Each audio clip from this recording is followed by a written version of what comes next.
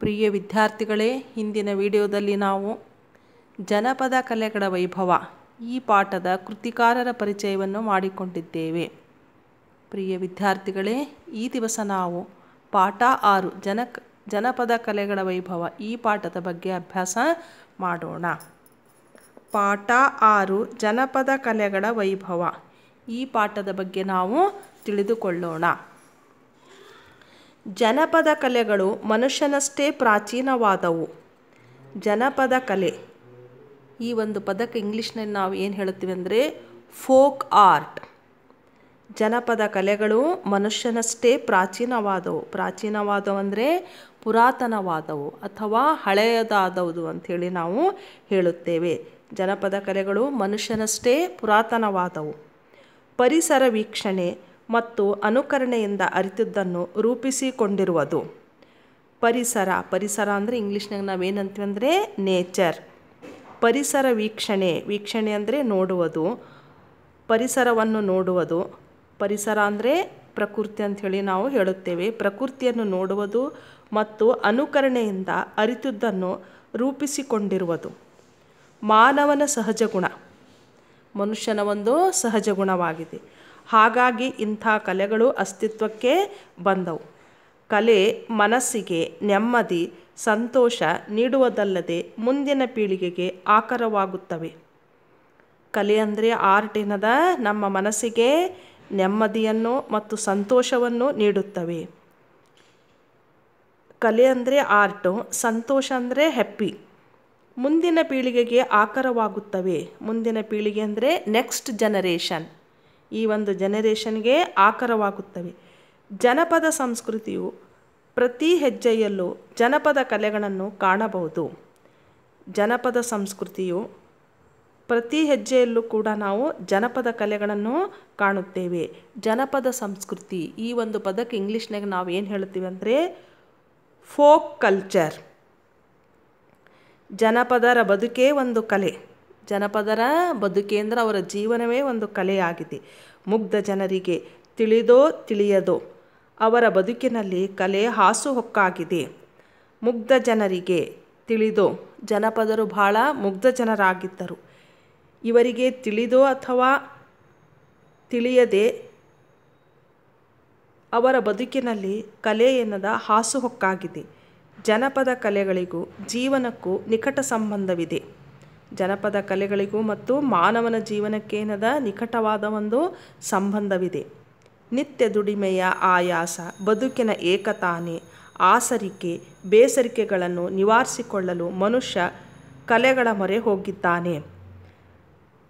ನಿತ್ಯ ದುಡಿಮೆಯ ಆಯಾಸ, ಜನಪದರು ದಿನನಿತ್ಯಲೂ ದುಡಿಮೆ ಅಂದರೆ ಕೆಲಸ ಮಾಡುತ್ತಿದ್ದರು. ಕೆಲಸ ಮಾಡುವಾಗ ಇವರಿಗೆ ಆಯಾಸವಾಗುತ್ತದೆ. ಬದುಕಿನ ಏಕತಾನತೆ ಅಂದರೆ ಬದುಕಿನಲ್ಲಿ ಒಂದೇ ರೀತಿಯಾಗಿರುವುದು. ಆಸರಿಕೆ ಮತ್ತು ಬೇಸರಿಕೆಗಳನ್ನು ನಿವಾರಿಸಿಕೊಳ್ಳಲು ಅಂದರೆ ಹೋಗಲಾಡಿಸಿಕೊಳ್ಳಲು ಮನುಷ್ಯ ಅಂದರೆ ಜನಪದರು ಕಲೆಗಳ ಮೊರೆ ಹೋಗಿದ್ದಾರೆ. ಇವನ್ನು ಜತನವಾಗಿ ರಕ್ಷಿಸಿಕೊಂಡು ಬಂದಿದ್ದಾನೆ. ಈ ಕಲೆಗಳನ್ನು ಜನಪದರೇನದ ಜತನವಾಗಿ ರಕ್ಷಿಸಿ ಬೆಳೆಸಿಕೊಂಡು ಬಂದಿದ್ದಾರೆ. ಪ್ರಾರಂಭದಲ್ಲಿ ಆಂಗಿಕ ಸಂಜ್ಞೆಗಳಿಂದ ಕೂಡಿದ ಕಲೆಗಳು ಕ್ರಮೇಣ ಚಿತ್ರ, ಶಿಲ್ಪ, ಹಾಡು, ಕುಣಿತ ಮೊದಲಾದ ಆಯಾಮಗಳನ್ನು ಪಡೆದುಕೊಂಡಿವೆ. ಪ್ರಾರಂಭದಲ್ಲಿ ಈ ಕಲೆಗಳೇನದ ಆಂಗಿಕ ಸಂಜ್ಞೆಗಳಿಂದ ಕೂಡಿದ ಕಲೆಗಳಾಗಿದ್ದವು.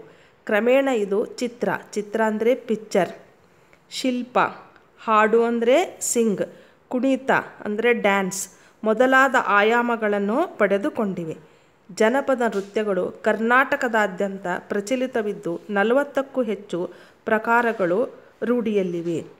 ಜನಪದ ನೃತ್ಯಗಳು ಅಂದರೆ ಇಂಗ್ಲೀಷ್ನಾಗ ನಾವು ಈ ಪದಕ್ಕೆ ಏನಂತೀವಿ ಅಂದರೆ ಫೋಕ್ ಡ್ಯಾನ್ಸ್.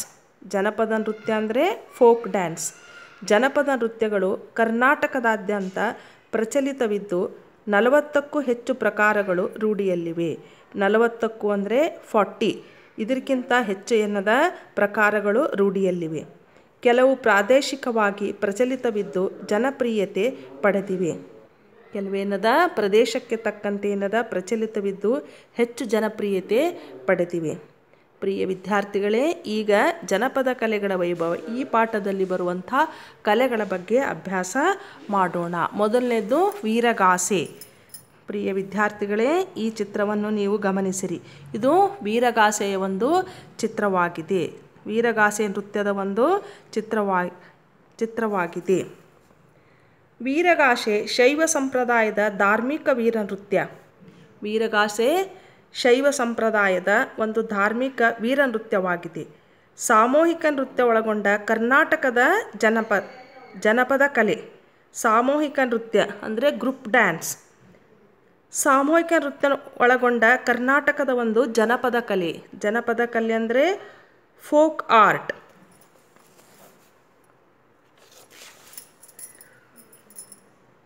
ಇಬ್ಬರಿಂದ 30 ಮಂದಿ ಇದರಲ್ಲಿ ಭಾಗವಹಿಸುತ್ತಾರೆ. ಪಂಚವಾದ್ಯಗಳಾದ ತಾಳ, ಶ್ರುತಿ, ಚಮಾಳ, ಓಲಗ, ಕರಡೆ ಬಳಕೆಯಾಗುತ್ತವೆ. ಕರಡೆಯು ಕುಣಿತದಲ್ಲಿ ಅನಿವಾರ್ಯ ವಾದ್ಯ ಎನಿಸಿದೆ. ವೀರಗಾಸೆ ಶೈವ ಸಂಪ್ರದಾಯದ ಧಾರ್ಮಿಕ ವೀರ ನೃತ್ಯ. ಸಾಮೂಹಿಕ ನೃತ್ಯನೊಳಗೊಂಡ ಕರ್ನಾಟಕದ ಜನಪದ ಕಲೆ. ವೀರಗಾಸೆ ಇದು ಒಂದು ಶೈವ ಸಂಪ್ರದಾಯದ ಧಾರ್ಮಿಕ ವೀರ ನೃತ್ಯವಾಗಿದೆ. ಸಾಮೂಹಿಕ ನೃತ್ಯವಾಗಿದೆ. ಈ ಒಂದು ಸಾಮೂಹಿಕ ನೃತ್ಯ ಕರ್ನಾಟಕದ ಜನಪದ ಕಲೆಯಾಗಿದೆ. ಈ ಕಲೆಯಲ್ಲಿ 2ರಿಂದ 30 ಜನರು ಭಾಗವಹಿಸಬಹುದು. ಪಂಚವಾದ್ಯ ಅಂದ್ರೆ 5 ಥರದ ವಾದ್ಯಗಳು. ಪಂಚ ಅಂದರೆ 5, ಪಂಚ ಅಂದರೆ 5 ಥರದ ವಾದ್ಯಗಳು ಈ ಒಂದು ವೀರಗಾಸೆ ನೃತ್ಯದಲ್ಲಿ ಉಪಯೋಗಿಸುತ್ತಾರೆ. ಮೊದಲನೇದು ತಾಳ, ಇದು ಒಂದು ವಾದ್ಯ. ಶ್ರುತಿ, ಇದೂ ಒಂದು ತಾಳ. ಶ್ರುತಿ ಇದು ಒಂದು ಕೂಡ ವಾದ್ಯವಾಗಿದೆ. ಚಮಾಳ ಇದು ಒಂದು ಕೂಡ ವಾದ್ಯವಾಗಿದೆ.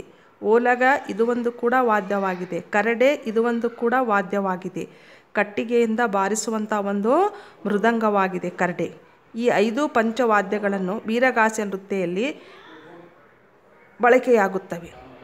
ಕರಡೆಯು ಕುಣಿತದಲ್ಲಿ ಅನಿವಾರ್ಯ ವಾದ್ಯ ಎನಿಸಿದೆ. ಕರಡೆ ಈ ಒಂದು ಕುಣಿತದಲ್ಲಿ ಅನಿವಾರ್ಯ ವಾದ್ಯ ಎನಿಸಿದೆ. ಕರಡೆ ಇದು ಒಂದು ವಾದ್ಯ ವೀರಗಾಸೆ ಕುಣಿತದಲ್ಲಿ ಅನಿವಾರ್ಯವಾದ ವಾದ್ಯವಾಗಿದೆ. ವೀರಗಾಸೆ ಕುಣಿತದವರ ವೇಷಭೂಷಣ ವಿಶೇಷವಾಗಿರುತ್ತದೆ. ಬಿಳಿಯ ಪಂಚೆ, ವೀರಗಚ್ಚೆ, ತಲೆಗೆ ಅರಿಶಿಣ ಅಥವಾ ನೀಲಿ ಬಣ್ಣದ ರುಮಾಲು, ಕಾವಿ ಬಣ್ಣದ ಕಸೆಯಂಗಿ, ಕೊರಳಲ್ಲಿ ರುದ್ರಾಕ್ಷಿ ಸರ, ಹಣೆಗೆ ವಿಭೂತಿ, ಕರ್ಣಕುಂಡಲ, ಸೊಂಟಪಟ್ಟಿ, ಬಿಚ್ಚಗತ್ತಿ, ಕಾಲ್ಗೆಜ್ಜೆ ಧರಿಸುತ್ತಾರೆ. ವೀರಗಾಸೆ ಕುಣಿತದವರ ವೇಷಭೂಷಣಗಳು ವಿಶೇಷವಾಗಿರುತ್ತವೆ. ವೀರಗಾಸೆ ಕುಣಿತದವರ ವೇಷಭೂಷಣ ವಿಶೇಷವಾಗಿರುತ್ತವೆ. ವೇಷಭೂಷಣ ಅಂದರೆ ಕಾಸ್ಟ್ಯೂಮ್ಸ್. ಈ ಒಂದು ವೀರಗಾಸೆ ಕುಣಿತದಲ್ಲಿ ಕಾಸ್ಟ್ಯೂಮ್ಸ್ ಏನದ ವಿಶೇಷವಾಗಿರುತ್ತವೆ. ಬಿಳಿಯ ಪಂಚೆ ಅಂದರೆ ಇಂಗ್ಲೀಷ್ನಾಗ ನಾವೇನಂತೀವಿ ವೈಟ್ ಧೋತಿ. ವೀರಗಚ್ಚೆ, ತಲೆಗೆ ಅರಿಶಿಣ ಅಥವಾ ನೀಲಿ ಬಣ್ಣದ ರುಮಾಲು. ತಲೆಗೆ ಅರಿಶಿಣ ಅಂದರೆ ಯೆಲ್ಲೋ, ನೀಲಿ ಅಂದರೆ ಬ್ಲೂ. ಈ ಒಂದು ಬಣ್ಣದ ರುಮಾಲನ್ನು ತಲೆಯ ಮೇಲೆ ಇವರು ಸುತ್ತಿಕೊಳ್ಳುತ್ತಾರೆ. ಕಾವಿ ಬಣ್ಣದ ಕಸೆಯಂಗಿ, ಕೊರಳಲ್ಲಿ ರುದ್ರಾಕ್ಷಿ ಸರವನ್ನು ಹಾಕಿಕೊಳ್ಳುತ್ತಾರೆ.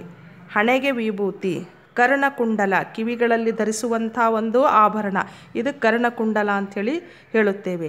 ಸೊಂಟಪಟ್ಟಿ, ಬಿಚ್ಚುಗತ್ತಿ, ಕಾಲ್ಗೆಜ್ಜೆ ಧರಿಸುತ್ತಾರೆ. ಇವು ವೀರಗಾಸೆ ಕುಣಿತದವರ ವಿಶೇಷ ವೇಷಭೂಷಣಗಳು. ಆಹಾ ರುದ್ರ, ಆಹಾ ದೇವ ಎಂದು ವೀರಗಾಸೆಯ ನರ್ತಕ ಹೇಳುವ ಒಡಪಿನೊಂದಿಗೆ ಕುಣಿತ ಪ್ರಾರಂಭವಾಗುತ್ತದೆ. ಈ ಕುಣಿತದಲ್ಲಿ ವೀರಭದ್ರ ಹುಟ್ಟಿದ ಸಂದರ್ಭದ ವರ್ಣನೆ ಹೀಗಿದೆ. ವೀರಭದ್ರ ದೇವರು ಹುಟ್ಟಿದ ರೂಪ ಎಂದೊಡೆ ಹುಟ್ಟಿದಾಗಲೇ ಹೂವಿನಗಾಸೆ, ಮಂಜುಳಗಾಸೆ, ಬ್ರಹ್ಮಗಾಸೆ, ವಿಷ್ಣುಗಾಸೆ, ರುದ್ರಗಾಸೆ, ಮೆಟ್ಟಿದ ಹೊನ್ನಾವಿಗೆ, 1000 ಶಿರ, 3000 ನಯನ, 2000 ಭುಜ, ಕೆಕ್ಕರಿಸಿದ ಕಣ್ಣು, ಜುಂಜುಮಂಡೆ ಇಂತಪ್ಪ ಶ್ರೀ ವೀರಭದ್ರ ದೇವರು ಹೋಮದ ಕುಂಡದ ಒಳಗೆ ಹೇಗೆ ಬರುತ್ತಾರೆಂದರೆ,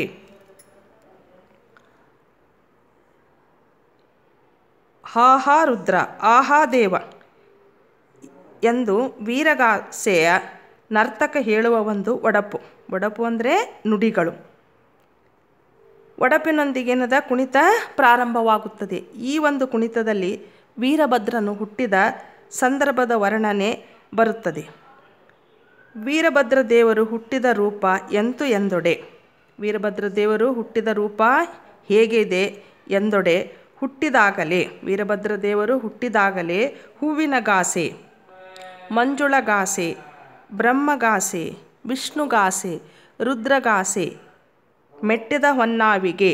ಹೊನ್ನಾವಿಗೆ ಅಂದರೆ ಚಿನ್ನದ ಪಾದುಕೆಗಳು.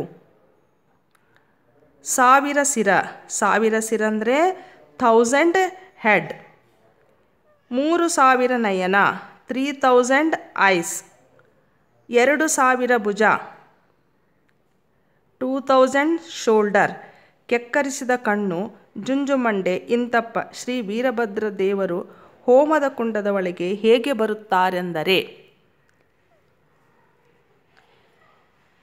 ಬರುತ್ತಾರೆಂದರೆ ಅಂಥೇಳಿ ಒಡಪಿನೊಂದಿಗೆ ವೀರಗಾಸೆ ನರ್ತಕರು ಹೇಳುವಂಥ ಒಂದು ಒಡಪು ಆಗಿದೆ. ಪ್ರಿಯ ವಿದ್ಯಾರ್ಥಿಗಳೇ, ಇಲ್ಲಿವರೆಗೆ ನಾವು ವೀರಗಾಸೆ ಈ ನೃತ್ಯದ ಬಗ್ಗೆ ತಿಳಿದುಕೊಂಡಿದ್ದೇವೆ. ಧನ್ಯವಾದ ಮಕ್ಕಳೇ.